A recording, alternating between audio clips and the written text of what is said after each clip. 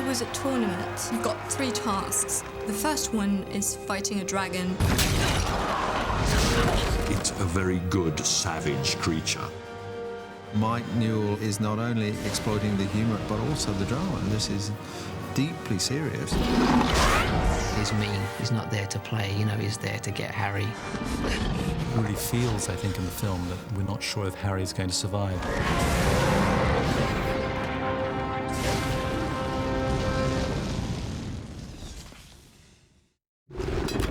The first task, or the dragon sequence, is our biggest sequence on the movie. It's about 140 shots. It's a magical world, so things like dragons, they're just a part of their life, so we have to make it as integral as possible. In the case of the horntail, we had some descriptions already from J.K. Rowling's initial ideas about what this creature should look like, but then there's always room to play. CG, although tricky to shoot for, there's no limits. The look of the dragon is designed and created by the art department and the model shop and the creature shop in London. So what we get from them is a design in both the form of artwork and also a maquette, which was a 14-foot wingspan, fully textured and painted model. And that model was scanned into the computer and formed the basis of creating our computer version. My job as animation supervisor is to take that model and then start figuring out the character of the horntail dragon, which was our primary responsibility. Harry steps out and is immediately attacked by this dragon of, monumental size. We see Harry in real peril. Steve Rollins really did a great job of finding that character and really making that dragon scary. What sets the horntail dragon apart is really more to do with his attitude and personality. I decided that birds of prey, eagles and hawks, the way they kind of fly and attack, their kind of posturing and their elegance was sort of a good starting point. There's a lot of twitchiness and a lot of unpredictability, which I think gets into that character and makes you really wonder, what's the dragon gonna do next? Dragon!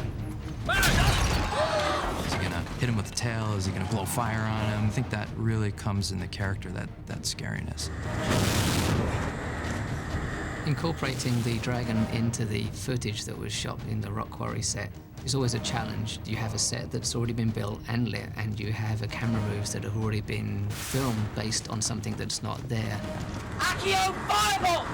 Dragon! A lot of the times, it comes down to a lot of different tricks depending on the shot. If Harry's in the stadium and he jumps off of a rock or something, oftentimes we'll actually transition into a CG Harry so that we can either get him closer to the dragon or we can get him to jump on his broom. The biggest artistic challenges in dealing with the dragon is figuring out how he would fly.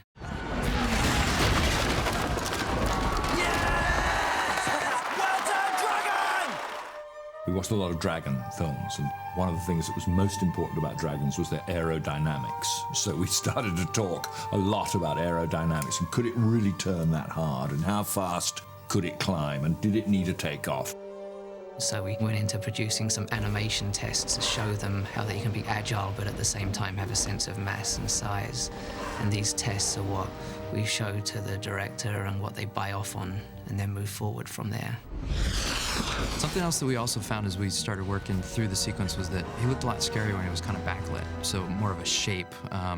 Also, like when he opens up his wings, you see kind of light through the wings as if they're slightly translucent or transparent. First task had to just be something a little bit bigger than what was written in the book, and so when we came up with the sequence of flying around Hogwarts, it really put the pressure on us.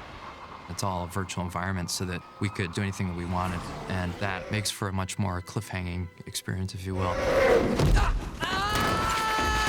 Part of the sequence where Harry gets knocked off his broom and lands on the roof. When Dan was holding onto that roof, there was quite a fall. Is it faster or slower or the same? It's pretty much the same speed. Same speed. You're going down the cage. Stand by. It was interesting because it was very, very physical, which I enjoyed.